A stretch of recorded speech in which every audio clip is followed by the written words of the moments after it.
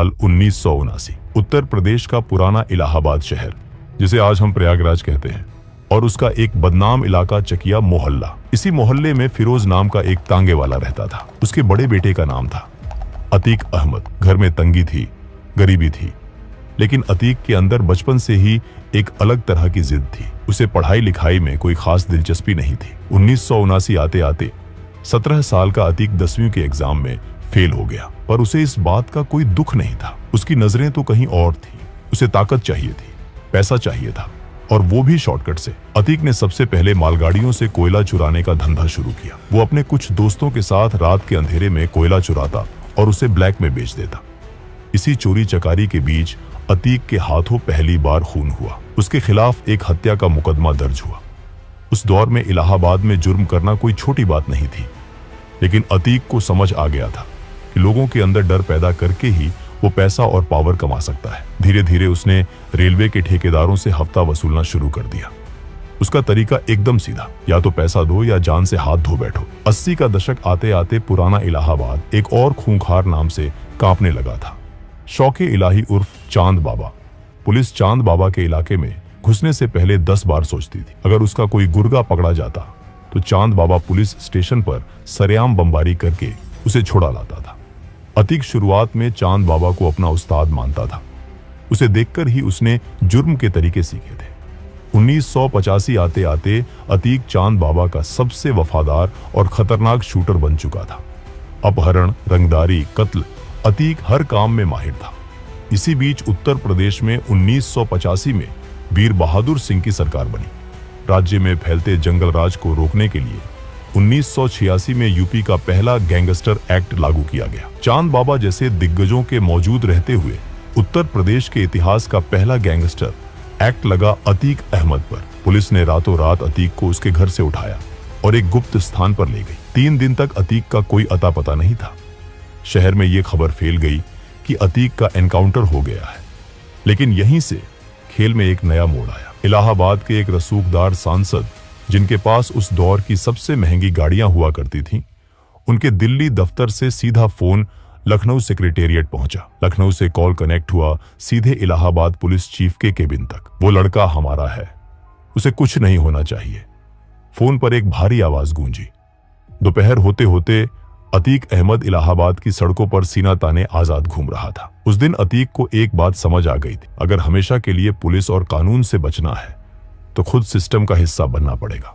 साल 1989। इलाहाबाद में चांद बाबा म्यूनिसिपैलिटी का चुनाव जीत चुका था और अब उसकी नजरें विधानसभा पर थीं। समाजवादी पार्टी के संस्थापक मुलायम सिंह यादव जानते थे कि चांद बाबा की पॉपुलैरिटी और खौफ दोनों चरम पर है। उन्होंने चांद बाबा को इलाहाबाद वेस्ट सीट से टिकट का ऑफर दिया। चांद बाबा ने मुलायम सिंह से कहा, नेताजी, मेरा एक चेला है अतीक, बहुत धार है उसमें, उसे टिकट दे दीजिए। मुलायम सिंह, जो राजनीति के कच्चे खिलाड़ी नहीं थे, उन्होंने मुस्कुराते हुए जवाब दिया, चांद, अगर तुमने उस लड़के को विधानसभा भेज दिया तो कल वो तुमसे बड़ा हो जाएगा, तुम्हारा कद छोटा पड़ जाएगा। ये चुनाव तुम खुद लड़ो। चांद बाबा ने फिर तय किया कि वो खुद इलाहाबाद वेस्ट से लड़ेगा। जब अतीक को ये बात पता चली कि चांद बाबा ने उसे टिकट नहीं दिया तो वो भड़क उठा। अतीक ने अपने ही गुरु के खिलाफ इंडिपेंडेंट कैंडिडेट्स नॉमिनेशन पेपर भर दिया। चुनाव हुए। वोटिंग के नतीजे आने से 4 दिन पहले ही हवा का रुख अतीक की तरफ मुड़ चुका था। चांद बाबा समझ गया कि ये तांगे वाले का लौंडा अब उसके हाथ से निकल चुका है। उसने अतीक को खत्म करने का मौत का फरमान जारी कर दिया। इलाहाबाद वेस्ट का एक ढाबा में अतीक अपने गैंग के साथ चाय पी रहा था। चांद बाबा को भनक लग गई। वो अपनी हथियारों से लैस फौज लेकर वहां पहुंचा, लेकिन अतीक को इस हमले का पहले से अंदाजा था। जैसे ही चांद बाबा वहां पहुंचा, चारों तरफ से गोलियों की बारिश हुई। अतीक की बंदूक से निकली गोलियों ने चांद बाबा के सीने को छलनी कर दिया। गुरु अपने ही चेले के हाथों सड़क पर तड़प तड़प कर मारा गया। अगले 1 हफ्ते के अंदर अतीक के गुर्गों ने गिद्धों की तरह चांद बाबा के गैंग के हर एक आदमी को चुन चुन कर मौत के घाट उतार दिया। चुनाव के नतीजे आए। अतीक अहमद पहली बार इलाहाबाद वेस्ट से विधायक बन चुका था। अब वो सिर्फ एक माफिया नहीं था, वो माननीय अतीक अहमद था। विधायक बनने के बाद अतीक का खौफ पूरे इलाहाबाद में फैल गया। जिस रेलवे यार्ड से वो कभी लोहे के टुकड़े चुराता था, अब उस पूरे रेलवे स्क्रैप का टेंडर सिर्फ अतीक के नाम पर छूटता था। दहशत इस कदर थी कि कोई दूसरा ठेकेदार अतीक के सामने टेंडर का फॉर्म भरने की हिम्मत तक नहीं जुटा पाता था। 1991 और 1993 के चुनाव उसने लगातार जीते। उसके पास अब 120 से ज्यादा शार्प शूटर्स की एक पूरी प्राइवेट आर्मी थी। अतीक जल्द ही मुलायम सिंह यादव की समाजवादी पार्टी के करीब आ गया। समाजवादी पार्टी का साथ मिलते ही अतीक का कद बहुत बड़ा हो गया। वो चौथी बार विधायक बना। विधायक की कुर्सी पर बैठकर उसने सैकड़ों लोगों की जमीनों, मकानों और दुकानों पर रातों रात कब्जा कर लिया। इसी दौरान 1995 में यूपी की राजनीति में एक ऐसा कांड हुआ जिसने पूरे देश को हिलाकर रख दिया। इसे गेस्ट हाउस कांड कहा जाता है। उस वक्त यूपी में एसपी और बीएसपी की गठबंधन सरकार थी, लेकिन बीएसपी सुप्रीमो मायावती इस गठबंधन को तोड़ना चाहती थी। 2 जून 1995 को मायावती लखनऊ के स्टेट गेस्ट हाउस में अपने विधायकों के साथ मीटिंग कर रही थी। जब एसपी के नेताओं को भनक लगी कि सरकार गिरने वाली है तो वो बौखला गए। अतीक अहमद के नेतृत्व में एसपी के गुंडों और विधायकों की एक भारी भीड़ ने गेस्ट हाउस पर हमला कर दिया। दरवाजे तोड़े गए, गालियां दी गईं और मायावती के साथ बदसलूकी की कोशिश की गई। अगर उस दिन कुछ पुलिस अफसर बीच बचाव न करते तो बहुत अनर्थ हो सकता था। इस घटना ने साबित कर दिया कि सत्ता के नशे में अतीक और उसके जैसे बाहुबली लोकतंत्र को जूते की नोक पर रखते थे। उसी साल 1996 में सिविल लाइंस इलाके में एक मशहूर व्यापारी अशोक साहू की दिन दहाड़े हत्या कर दी गई। इस मर्डर को अंजाम दिया था अतीक के छोटे भाई खालिद अजीम उर्फ अशरफ ने। पुलिस अशरफ को पकड़ने दौड़ी, लेकिन जब रिकॉर्ड खंगाले गए तो पुलिस अधिकारियों के पैरों तले जमीन खिसक गई। जिस वक्त अशोक साहू के सीने में गोलियां उतारी जा रही थी, सरकारी कागजों के मुताबिक अशरफ उस वक्त चंदौली जेल की सलाखों के पीछे बंद था। अतीक ने जेल के पूरे सिस्टम को खरीद लिया था। अशरफ की जगह कोई और शख्स अशरफ के नाम पर जेल में हाजिरी लगा रहा था। 2000 का दशक आते आते अतीक इलाहाबाद का बेताज बादशाह बन चुका था। लेकिन 2002 का साल आते आते उत्तर प्रदेश की गद्दी पर मायावती विराजमान हो चुकी थी। मायावती के शासन में अपराधियों पर नकेल कसना शुरू हुई। अतीक पर एक ही दिन में 113 से ज्यादा मुकदमे दर्ज किए गए। इलाहाबाद में लालजी शुक्ला जैसे तेजतर्रार पुलिस अफसर को अतीक के पीछे लगा दिया गया। 7 अगस्त 2002 इलाहाबाद हाई कोर्ट में अतीक की पेशी थी। अचानक कोर्ट परिसर में एक जोरदार बम धमाका हुआ। कई पुलिस वाले लहूलुहान होकर गिर पड़े, लेकिन इसमें अतीक को कुछ नहीं हुआ। अतीक ने मीडिया के सामने बयान दिया, ये पुलिस और मायावती सरकार मुझे मरवाना चाहती है। लालजी शुक्ला ने मुझ पर बम फेंकवाया है। लेकिन जब पुलिस ने जांच की और इकलाक नाम के एक शख्स को गिरफ्तार किया तो जो सच सामने आया उसने सबको चौंका दिया। ये बम धमाका खुद अतीक और उसके पिता ने पुलिस पर दबाव बनाने और जनता की सिंपैथी बटोरने के लिए करवाया था।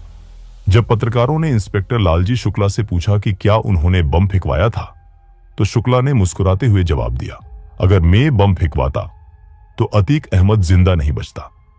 इसके बाद 2004 के लोकसभा चुनाव में मुलायम सिंह यादव ने अतीक को फूलपुर सीट से टिकट दे दिया, जिस सीट से कभी पंडित जवाहरलाल नेहरू चुनाव जीतकर देश के प्रधानमंत्री बने थे। उसी सीट से अब एक ऐसा इंसान चुनाव लड़ रहा था जिसके ऊपर हत्या और अपहरण के दर्जनों केस थे। अतीक ये चुनाव लगभग 64,000 वोटों से जीत गया। वो अब सांसद था। सांसद बनने के बाद इलाहाबाद वेस्ट की उसकी विधायक वाली सीट खाली हो गई। अतीक ने सोचा कि वो दिल्ली में बैठकर राज करेगा और इलाहाबाद की सीट अपने छोटे भाई अशरफ को दे देगा। उसने अशरफ को उस सीट से उपचुनाव में उतार दिया, लेकिन यहीं से अतीक की बर्बादी की स्क्रिप्ट लिखी जानी शुरू हुई। अशरफ के खिलाफ बीएसपी ने एक युवा नेता को टिकट दिया जिसका नाम था राजू पाल। राजू पाल खुद कोई दूध का धुला नहीं था, वो एक हिस्ट्री शीटर था। कभी राजू अतीक के ही गैंग के लिए काम करता था, लेकिन उसमें एक बात थी, वो अतीक से डरता नहीं था। जब उपचुनाव के नतीजे आए तो अतीक के पैरों तले से जमीन खिसक गई।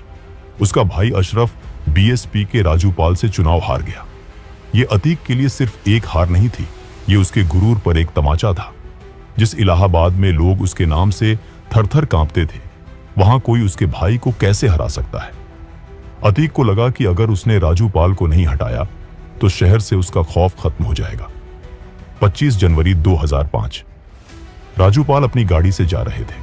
तभी अतीक के शूटरों ने भरे बाजार उनकी गाड़ी को घेर लिया और AK-47 से गोलियों की बारिश कर दी। राजूपाल के शरीर में 19 गोलियां उतारी गई। उसके समर्थक उसे लहूलुहान हालत में ऑटो में डालकर अस्पताल की तरफ भागे। 5 किलोमीटर के उस रास्ते में 4 पुलिस स्टेशन पड़ते थे, लेकिन अतीक के शूटर उस चलती हुई गाड़ी पर लगातार फायरिंग करते रहे। किसी खाकी वर्दी की हिम्मत नहीं हुई कि वो बीच में आकर इसे रोके। इस पूरे रोंगटे खड़े कर देने वाले हत्याकांड का एक चश्मदीद गवाह था राजूपाल का चचेरा भाई उमेश पाल। राजूपाल की मौत के बाद उस सीट पर दोबारा उपचुनाव हुए। मायावती ने राजूपाल की 9 दिन की विधवा पूजा पाल को अतीक के खिलाफ मैदान में उतारा। पूजा पाल अपने हाथों की मेहंदी दिखाकर स्टेज पर रोती थी, लेकिन जिस अशरफ को 2 महीने पहले जनता ने नकार दिया था, उसी अशरफ को जनता ने डर के मारे भारी मतों से जिता दिया। लेकिन फिर 2007 में यूपी के चुनाव हुए और मायावती पूर्ण बहुमत के साथ मुख्यमंत्री बनी। मायावती भूली नहीं थी कि 1995 के गेस्ट हाउस कांड में अतीक ने क्या किया था। सत्ता में आते ही उन्होंने सबसे पहले अतीक अहमद पर नकेल कसनी शुरू की। अतीक के गैंग का पूरा रिकॉर्ड तैयार किया गया। करोड़ों की संपत्ति जब्त कर ली गई। अतीक के सिर पर इनाम घोषित हो गया। सरकार बदलते ही समाजवादी पार्टी ने भी अतीक से पल्ला झाड़ लिया। जो अतीक कभी पुलिस को अपनी जेब में रखता था, वो अब एक चूहे की तरह अपनी जान बचाने के लिए दर दर भाग रहा था। दिल्ली पुलिस ने उसे पीतमपुरा के एक फ्लैट से गिरफ्तार कर लिया। अतीक जेल की सलाखों के पीछे था, लेकिन 2008 में जब भारत अमेरिका न्यूक्लियर डील पर संसद में वोटिंग होनी थी, तो सरकार बचाने के लिए एक सांसद की जरूरत थी। मुलायम सिंह यादव ने अतीक को जेल से बाहर निकलवाया ताकि वो संसद में वोट कर सके। अतीक अहमद को पुलिस कस्टडी में संसद लाया गया ताकि वो वोट डाल सके, लेकिन अतीक ने यहां गद्दारी की। उसने पार्टी के खिलाफ जाकर वोट किया, जिसके बाद मुलायम सिंह ने उसे हमेशा के लिए पार्टी से निकाल फेंका। राजनीति से मिलने वाला सहारा खत्म हो गया। साल 2017 उत्तर प्रदेश की सियासत में एक बहुत बड़ा बदलाव आया। बीजेपी की सरकार बनी और योगी आदित्यनाथ मुख्यमंत्री बने। नई सरकार का रवैया एकदम साफ था। माफियाओं के खिलाफ जीरो टॉलरेंस। मुख्यमंत्री योगी आदित्यनाथ ने विधानसभा के पटल पर खड़े होकर वो ऐतिहासिक दहाड़ लगाई थी, जिसकी गूंज से उत्तर प्रदेश का हर माफिया कांप उठा था। अतीक अहमद के खिलाफ पीड़ित परिवारों ने मुकदमा दर्ज कराया। उसके परिवार के खिलाफ वो समाजवादी पार्टी के द्वारा पोषित माफिया है और उसकी कमर पर तोड़ने का काम हमारी सरकार ने किया है। इस माफिया को मिट्टी में मिला देंगे। और इसके बाद शुरू हुआ ऑपरेशन क्लीन। अतीक की 70 करोड़ से ज्यादा की अवैध संपत्तियों पर सरकार के बुलडोजर गरजने लगे। उसके गैंग के गुर्गों को चुन चुन कर सलाखों के पीछे धकेला जाने लगा। लेकिन अतीक का अहंकार कम नहीं हुआ। 2018 आते आते अतीक देवरिया जेल में बंद था, लेकिन जेल उसके लिए कैद खाना नहीं, बल्कि उसका नया हेडक्वार्टर था। लखनऊ के एक बड़े व्यापारी मोहित जायसवाल को अतीक के गुंडों ने सरेआम अगवा किया और सीधे देवरिया जेल के अंदर लेकर आए। जेल के अंदर अतीक और उसके गुंडों ने मोहित जायसवाल को बेरहमी से पीटा और हथियारों के जोर पर उसकी करोड़ों की प्रॉपर्टी अपने नाम लिखवा ली। जेल के अधिकारी तक उसकी जेब में थे। जेल के अंदर हुई इस गुंडई का सच जब बाहर आया तो पूरे देश में हाहाकार मच गया। सुप्रीम कोर्ट ने खुद इस मामले में दखल दिया और आदेश दिया कि उसे उत्तर प्रदेश की किसी भी जेल में रखना सुरक्षित नहीं है। 23 अप्रैल 2019 को कड़े पहरे के बीच अतीक अहमद को गुजरात की साबरमती जेल में शिफ्ट कर दिया गया। लेकिन अतीक का अहंकार अभी भी जिंदा था। उसे लगा कि साबरमती जेल में बैठकर भी वो उत्तर प्रदेश को अपनी उंगलियों पर नचा सकता है। फरवरी 2023 राजूपाल हत्याकांड का मुख्य गवाह उमेश पाल, जो पिछले 18 सालों से अतीक के खिलाफ डटकर खड़ा था, अतीक की आंखों में चुभ रहा था। उसने साबरमती जेल से एक साजिश रची। 24 फरवरी 2023 की दोपहर प्रयागराज। जैसे ही उमेश पाल अपनी गाड़ी से उतरा, अतीक का बेटा असद और उसका शूटर गुलाम हथियारों के साथ उस पर टूट पड़े। दिन दहाड़े बम और गोलियों की बौछार कर दी गई। उमेश पाल और उसकी सुरक्षा में लगे 2 पुलिसकर्मियों को मौत के घाट उतार दिया गया। इस पूरे हमले का वीडियो सीसीटीवी में कैद हो गया, जिसने पूरे देश को झकझोर दिया। अतीक ने सोचा था कि वो 2005 की तरह फिर से खौफ पैदा कर देगा और कोई गवाह नहीं बचेगा, लेकिन वो भूल गया था कि अब 2005 नहीं 2023 चल रहा है और यूपी में सरकार बदल चुकी है। इस घटना के बाद पुलिस और एसटीएफ ने वो तांडव किया जिसकी उम्मीद अतीक ने सपने में भी नहीं की होगी। अतीक के पूरे गैंग को चुन चुन कर निशाना बनाया जाने लगा। कुछ ही हफ्तों में एसटीएफ ने एक एनकाउंटर में अतीक के बेटे असद को मार गिराया। जब साबरमती जेल में अतीक को पता चला कि उसका बेटा मारा गया है तो वो फूट फूट कर रोया। जो माफिया कभी अदालतों में मूंछों पर ताव देता था, वो साबरमती से प्रयागराज लाए जाते वक्त पुलिस वैन में फूट फूट कर रो रहा था। 28 मार्च 2023 को कोर्ट ने एक पुराने अपहरण मामले में अतीक को उम्र कैद की सजा सुनाई। अपनी पूरी जिंदगी में अतीक पहली बार किसी मामले में कानूनी रूप से सजा पा रहा था। 15 अप्रैल 2023 की वो रात, प्रयागराज का कॉल्विन अस्पताल।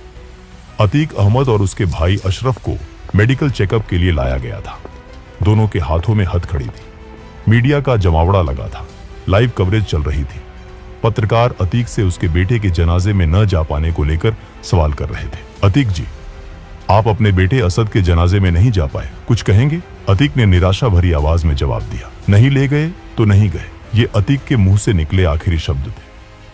उसी पत्रकारों की भीड़ में प्रेस का फर्जी आईडी कार्ड गले में डाले, हाथ में माइक लिए 3 नौजवान लड़के आगे बढ़े और लगातार अतीक और अशरफ के ऊपर फायरिंग की। 40 साल से उत्तर प्रदेश को डराने वाला वो बाहुबली धड़ाम से जमीन पर गिर पड़ा। अगले 10 सेकंड के अंदर उन 3 लड़कों ने 18 राउंड फायरिंग की। 9 गोलियां अतीक को लगी और 4 अशरफ को।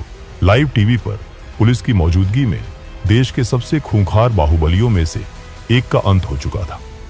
गोली चलाने वाले उन तीनों हथियारों ने भागने की कोशिश नहीं की। उन्होंने तुरंत हथियार डाल दिए और पुलिस के सामने सरेंडर कर दिया। जब उनसे पूछताछ हुई तो उनका कहना था कि वो अतीक के गैंग का सफाया करके क्राइम की दुनिया में अपना नाम बनाना चाहते थे। आज वो तीनों जेल की सलाखों के पीछे हैं और मामले की जांच चल रही है। लेकिन क्या यह सच था? क्या ये तीनों सिर्फ मोहरे थे? पूछताछ में अतीक ने कई पॉलिटिशियंस, बड़े बिल्डर्स और भ्रष्ट अधिकारियों के राज्य खोलने की धमकी दी थी। क्या उनमें से किसी ने अपने राज्य दफन करने के लिए अतीक को हमेशा के लिए खामोश कर दिया? ये सवाल आज भी हवा में तैर रहा है।